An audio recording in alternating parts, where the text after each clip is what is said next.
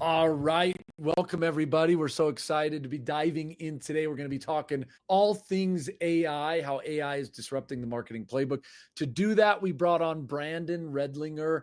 Brandon's currently a fractional marketing leader. He's got a cool community called The Forge. Brandon, thanks for joining. How the heck are you? Good, can't complain. Yeah, thanks for having me. And yeah, I've really been diving into this AI stuff for marketers. So yeah, excited to chat today. Oh my goodness, you guys. I came across, I don't even know Brandon, but I've been stalking him. And some of the stuff he's talking about, I just think he takes it to the next level. So I'm excited to dive in. But Brandon, before we do that, tell us a little bit about yourself, maybe a little bit about the Forge. What's been going on lately? Yeah, for sure. So as I said, currently I'm a fractional marketing leader, run marketing for a few SaaS companies right now. But previously I was at Engageo and Demandbase and Chili Piper, some household names in the B2B sales and marketing space. But yeah, we decided to go fractional. And one of the things I also do on the side, which you mentioned, is I run a community for marketing leaders called The Forge. It's something that I've teamed up with JK Sparks, who's the head of product marketing at Circle. That's and right. we run the community on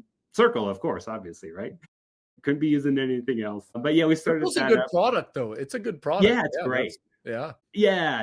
And it's actually kind of cool because like I'll be doing something and be like, hey, it'd be really cool if Circle like had this ability. And I'm like, yo, JK, put this in as a request, and then he puts it in. Oh, that's so, yeah. And he gets to build what he does. I love it. Yeah, exactly. Well, yeah, we'll make sure people kind of check out the Forge. I didn't realize you were doing that in partnership. That's cool. Yeah. So you've been doing the fractional thing. And like most of us, you're a marketing leader who's kind of, well, I can only speak for myself here, but you're just doing random marketing stuff. Yeah. And all of a sudden you kind of like stumble or you learn or you dive into this ChatGPT stuff. And boy, it seems like you've taken it to a next level. But walk us through that kind of origin story. Like, how did you discover this stuff? Was there one moment that the light bulb clicked, or how did you get going deeper into this AI talk track? Yeah, for sure. I mean, this is back, like 2 years ago when it came out, but I was using it probably how most people were, like, give me 5 blog ideas, or write this LinkedIn post for me, which was fine. I mean, obviously, it still saves you a ton of time and gives you some good insight. But the real aha moment for me was I was actually up against a deadline. I was actually getting ready for a board meeting, and of course, I love those. Yeah, I know, right? Like nothing like the last second, requests and asks, and you're staying up late, and always a bit disruptive to your actual work that you're doing. But yeah, I had to put together a competitive analysis, and it just dawned on me, maybe I should try ChatGPT for this. Again, like this is 2 years ago, back when it was still like not anything close to what it is today, but it still gave me like crazy results from it, like really good results. So it took me, just a few hours to put together what would have taken me, a few days. Yeah. And it gave me the information that I needed. And I mean, these days it really formats everything for you. You can create obviously like images, but like then it was like, okay, let me take from ChatGPT, reformat it, put it into slides, but it made the whole process so much easier. And then that's when I was like, okay, there's really a lot to this. Let me try to use it for all these other things. And, and now I'm to the point where anyone on my team, they've got to be using ChatGPT. Like I want them very fluent in just AI in general. So I'm always sharing prompts. I'm always sharing practices. How you do it. Look, that's how you and I got connected. And we'll see if we can make that happen. But yeah, he had this. I mean, that's pretty. That post is pretty. I like to think I have a couple LinkedIn posts that are disruptive and I'm getting 5 to 10 comments. I mean, how much does your library post, which we'll be getting into in just a second, is it cross 5,000 comments? I mean, it's a lot. It's 4.5 or something like that right now. Like I said, I think I hit at 10 and I like went and bought myself an ice cream or something. But yeah, he's got this super viral post, you guys. And it was, he's going to dive into it today, but it was a library of prompts and walking through kind of how he's taken ChatGPT from kind of that level 1 maturity to, level 5. And I was hoping he'd share some secrets today. So Brandon, I want to dive into that. I think so many of us, I'll raise my hand, we're still using ChatGPT for those surface level tasks. I think where you were 2 years ago, embarrassing, but it feels like a Google search sometimes, that's just what we know. So we kind of took Google and threw it over here. And many of us have that very singular view where it's like, hey, I think I can just do blog posts and I feel pretty good because I'm like cheating by doing some different blog Yeah, posts. yeah. How do you start to take that deeper? How do you go from that basic understanding or surface level tasks to more advanced uses of kind of Chat GPT? Yeah, great question. And a few things when I'm working with others that tell me like, well, I don't even know what you could do, or like, well, that really doesn't apply to my job. Where I'm like, dude, that applies to everyone's job. Like, if you're a knowledge worker today, if you even remotely touch tech, it's going to help you. And part of it too, and you and I were chatting about this, but like part of the value of the thing that I'll show you in a minute here, this prompt library is just like getting ideas for things that you can use it for.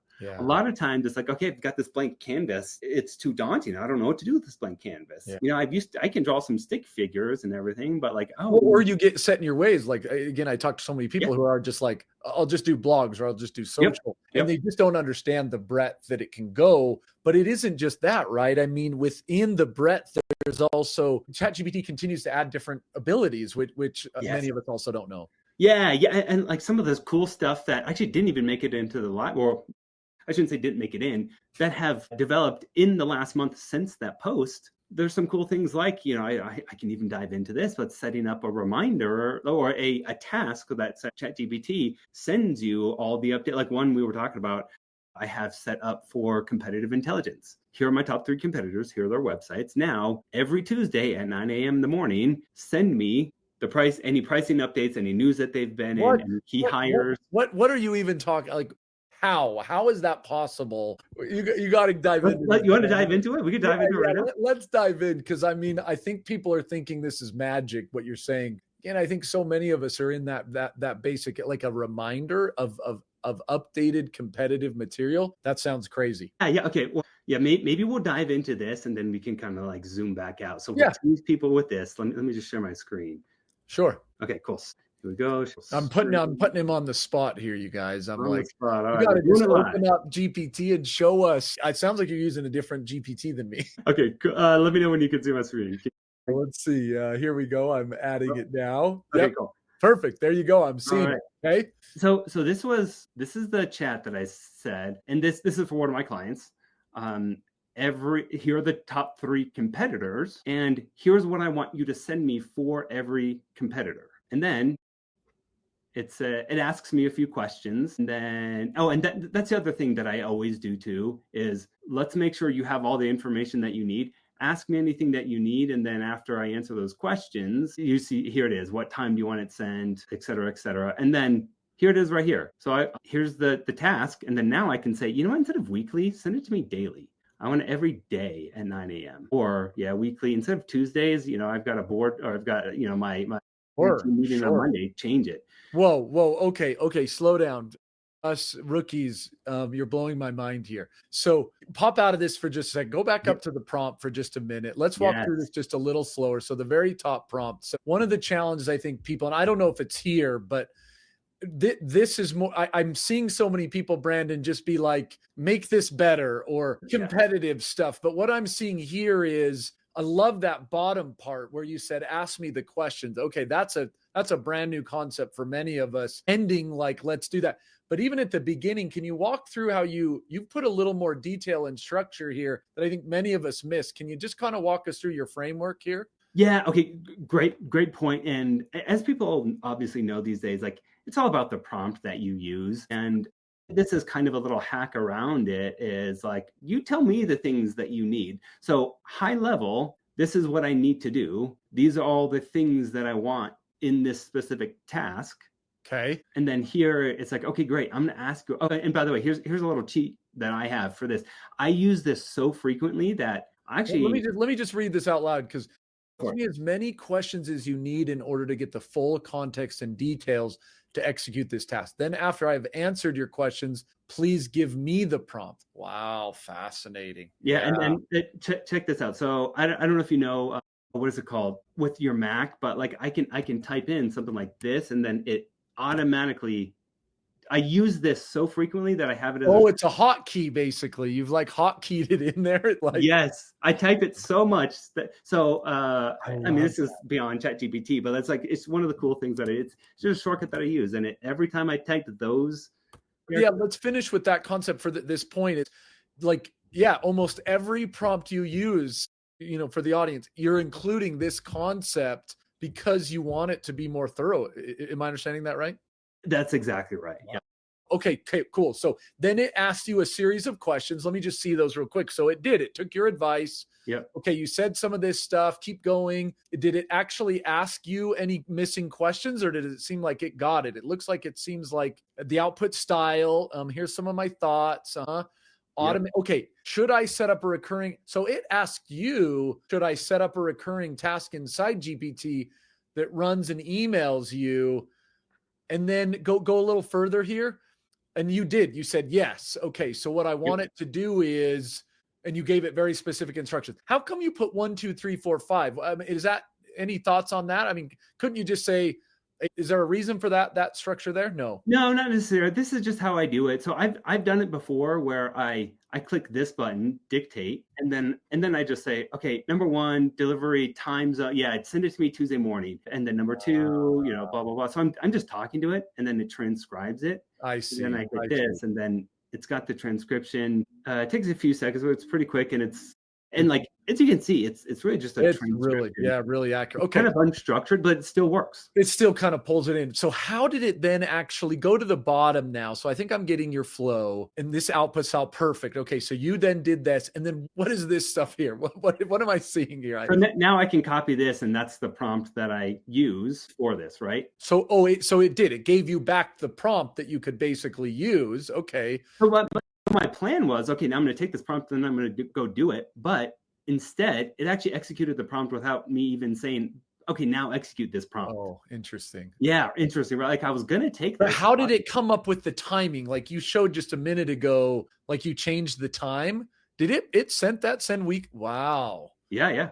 Cool. So it actually added in, and now you can change that. Now in the prompt, I didn't see it. How is this going to be delivered to you? Is it email? Is that what you said? Is it an email in your inbox? Yeah. So it's an email in my inbox, but all it is, it's from ChatGPT, and it links me back to this, and it runs the prompt, and it shows. I wondered. Okay, I didn't. So it does bring you. So it's a reminder in your inbox, but it brings you back, and it kind of says, "Here's the week. Here's the new thing for the week," so to say. Exactly. Okay. And you can use this in a lot of different ways. Like a lot of people I know, they're searching for jobs right now. So it's send me all of the jobs in Denver that are this title, and then you can refine it from there, because you can always go back.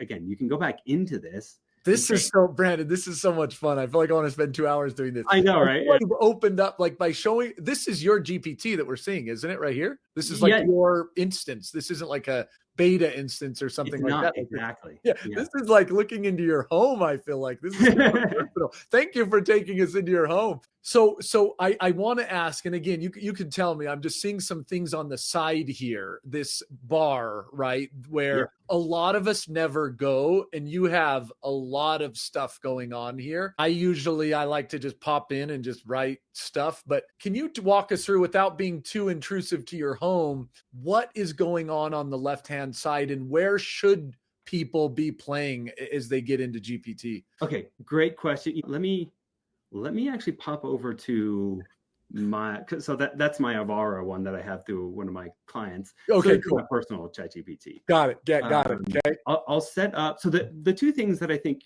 will really help take people's experience and the results to the next level. One is folders. Folders / projects. They call them projects or folders. They refer to both. But here, everything that I have, for example, I just launched a new podcast, and I'm putting all of my project files for this podcast in this folder, so that every time I don't have to give it the context. It already has the context, and it can refer to other files. So the two things that you need to pay attention to are the project files. These are GTM by the numbers. These are contextual databases that it's kind of learning off of for this idea of podcast that you're talking about. Yeah, exactly. And like here's the overall strategy for my podcast, so that when I say I need to create a document for distribution, it knows that my main distribution channels are going to be LinkedIn and email. Right? So it doesn't have to ask me, okay, so what are the main distribution channels that you're going to be using for this? Like this is something that everyone should have.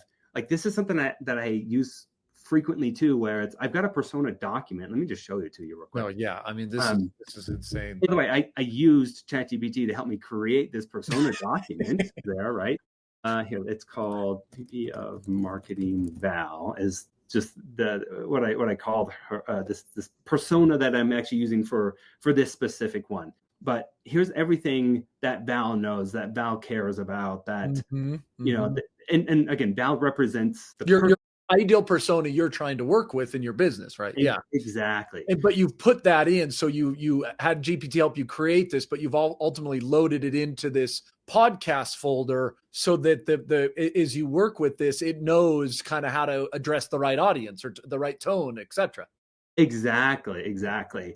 And here I've got a CRO and a CMO, or VP of Marketing, that I put for my CRO and VP of Marketing.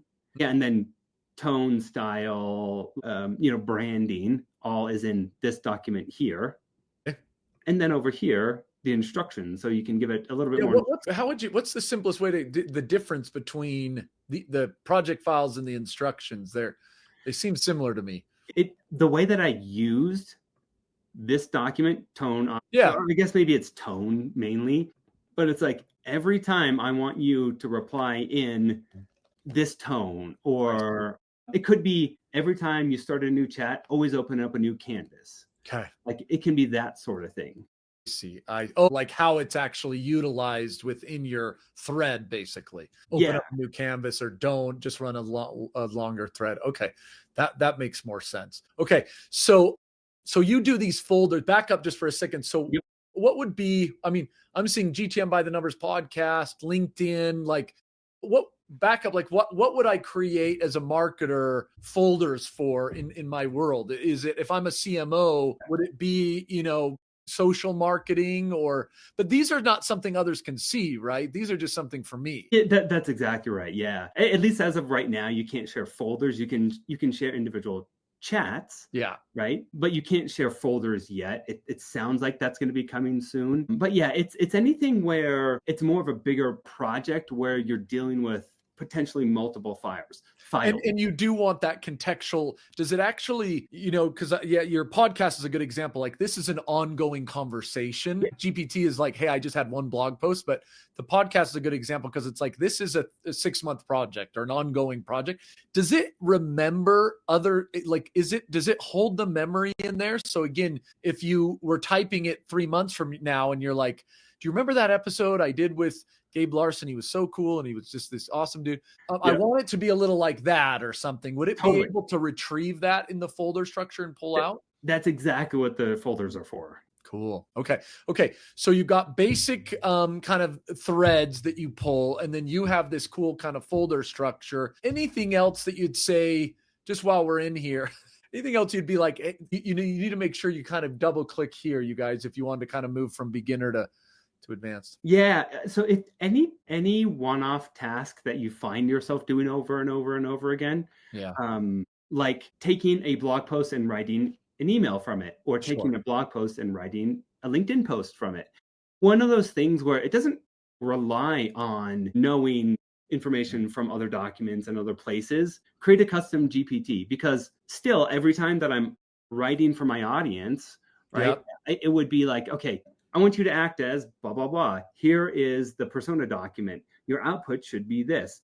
Like every time I write a blog post, I'm going to be typing these things. Well, instead of typing those things, let's actually just use a custom GPT, like ghostwriting. I don't have to every single time say the audience that you're writing for is this, blah, blah, blah. But I don't think we really have time to dive into how to create these.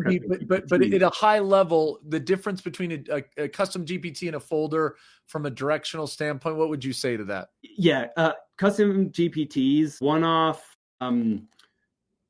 like tasks that you're doing, repetitive tasks that you're doing over and over again. Right. So again, like writing a blog post or yeah, like that sort of thing. Summarize a call for me, format it in this way. Like here's the transcript of the call, summarize it in this way.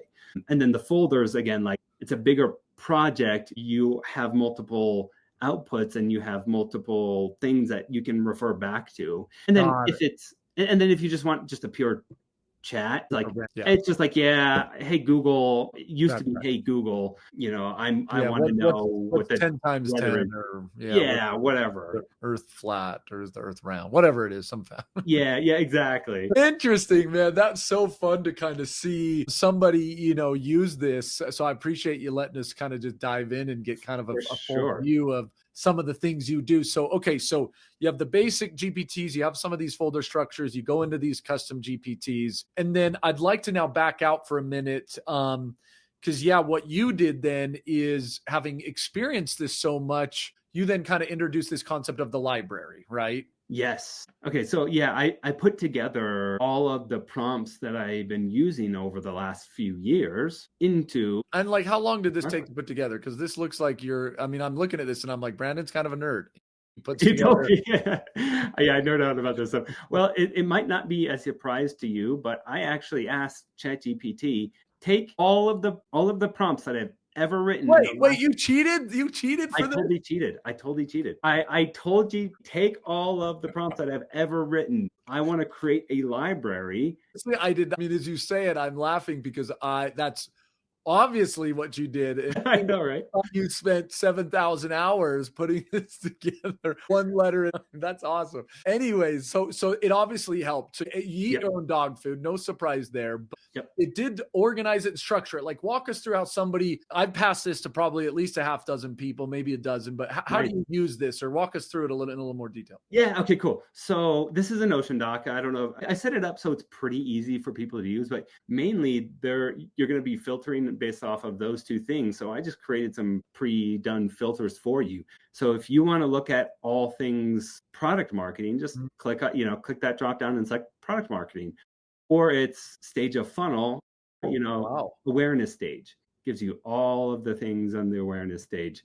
Or it's, I really want to do deep research. Oh man, hold on. This is I got to stop you with the model thing for a minute because I get so confused, Brandon. Yeah. We're like, not only the model, but then you start saying words like Claude and Gemini and stuff like that. But what? Maybe this isn't the time to jump in, but while you showed it, I thought I'd bug you on it. What is the difference between the models? It looks like you can choose in your concept here. Are Yes. certain models better for different things, or how would you advise people to just go one level deeper there? Yeah, for sure. So honestly, these days, I actually wrote a tiny little cheat sheet for people on this, which Okay. is, I put it in the Forge, and anyone can visit this. You don't have to be a member or pay money to see this, but and we can send this out. I'll put it in the chat here. But in general, this is right when 03 came out, so I didn't even put 03 in here, right? Interesting. So I'm gonna go update that right now. But most of the time these days, like 3 is for just more advanced reasoning. And then, of course, I'm sure you saw last week they came out with 3 Pro. I heard that's right. Yeah, so I've been playing around with that a little bit more, and that's for even deeper reasoning and more complex logic. But for most advanced tasks these days, I'm really mostly toggling between 04, 03, and 03 Pro. And then if I'm hooking up to something like Clay and I want to run ChatGPT within Clay, there's actually a 4.1 and 4.1 nano, which gives you great results at just a fraction of the cost. So there's actually even more that's not even on here. That's probably too far in the weeds. With that, most people aren't even going to. No, I appreciate. Look, I think that's great for people to kind of understand. I think even just that quick overview is helpful.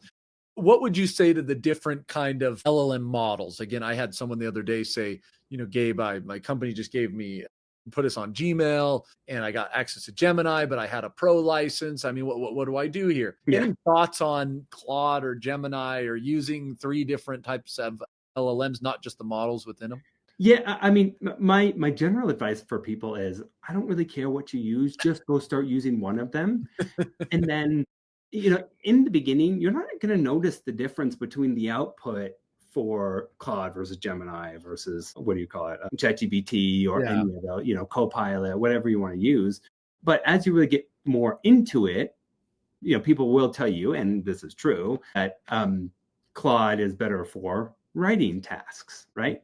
And of course, all this changes too. So like in a month from now, it could be like, you know what, Grok is the best one for writing now, Right. and it's like, Right. okay, Yeah. I got to go over to Grok. But I do think it still comes down to, you can still get phenomenal results just by giving it the right context Yeah. and ask for the right thing. Maybe you don't get all the way to the output of a Claude for writing, but you can get like 95% of the way there just by making sure you have the right inputs and asking it for the right things. Okay. I love that. That's but good. like I mean, at high level, it's just like, start playing with one and get really good at playing with one. I don't think there's a need to know how to use all the different ones, especially if you're just getting started. You're just getting going. Okay, that's helpful. So I interrupt. Finish real quick the overview on the library. So you were just taking the tab structure, and I rudely interrupted. But okay. So categories. Okay, yep. Yeah. So maybe we'll just dive into I mean, I'm a product marketing guy at heart, but so it's just competitive weakness. Come back to this one all the time. But once you you just click this little open tab thing here, and then that's where you can actually see the prompt itself.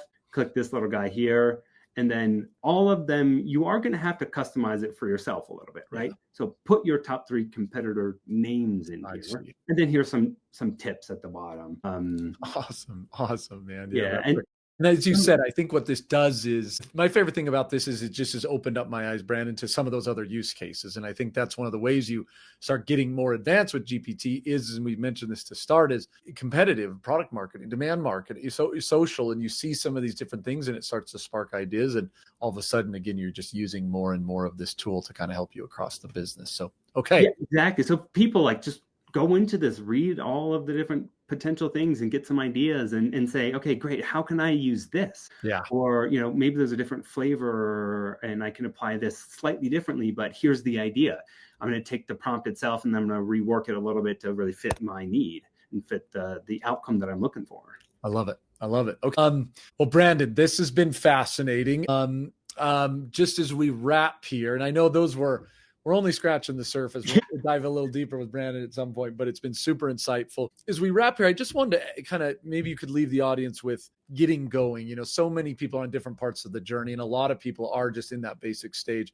Any quick advice or leave behinds for people who are wanting to dive into this, or how they should kind of get going or get started? Yeah, I think the main thing is getting people to break the habit of always doing what they're doing. Yeah. And I mean, look, I was there too. And now my habit is just ChatGPT for almost anything and everything, You won't speak to your wife without talking to ChatGPT, right? Yeah, right, exactly, right. So I think it's really just mainly breaking that habit and do things like grab a sticky note and throw a sticky note on your computer screen that says ChatGPT first, or make ChatGPT, use the plugin for ChatGPT. So any search that you do automatically defaults to ChatGPT instead of Google, like just certain things like that. Or, I mean, set up a reminder in ChatGPT itself every morning, send me a new interesting prompt for how I can use ChatGPT as a marketer, as a demand gen specialist, or whatever your role is.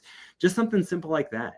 I love it. Look, I think it's about just getting in and getting your hands dirty. And kudos to OpenAI, because they've made it so that it even, technical people like myself, you can definitely get in and get your hands dirty without thousands of. Brandon and I were debating about other tools, and there are some tools that are maybe a little more complicated. This is a great tool to obviously you get your hands dirty. I think you can really learn quickly. So. It's especially like if you're like, I'm sure you've been saw that they announced integrations and you can integrate with HubSpot now. And now what I'm doing, and now I can look at what are the things that really helped convert at the deal to move from a stage 1 to a stage 2 within, and I mean, that takes a little bit of like RevOps knowledge. You have to learn, as of right now, I'm sure it'll be in a month from now, it won't matter, but you have to learn, you have to know the structure of HubSpot, because you have to be able to say all contacts where the contact is associated with a deal is in stage, so you have to know the language a little bit. But I'm sure, again, in a month, even in a month from now, you're not even going to have to worry about the model. So with 5, it'll decide the model for you, right? Yeah, So anyway, fascinating, I fascinating. could geek out about this. I know, and unfortunately, we'll have to shut it down. I have about 5 more questions, but we'll have to grab you next time. Really appreciate you taking the time, Brandon. Very interesting to dive into moving from beginning to kind of advanced using some of these AI tools for marketing. So thanks again for joining, and for everybody else, enjoy the rest of your day. Thanks. Bye.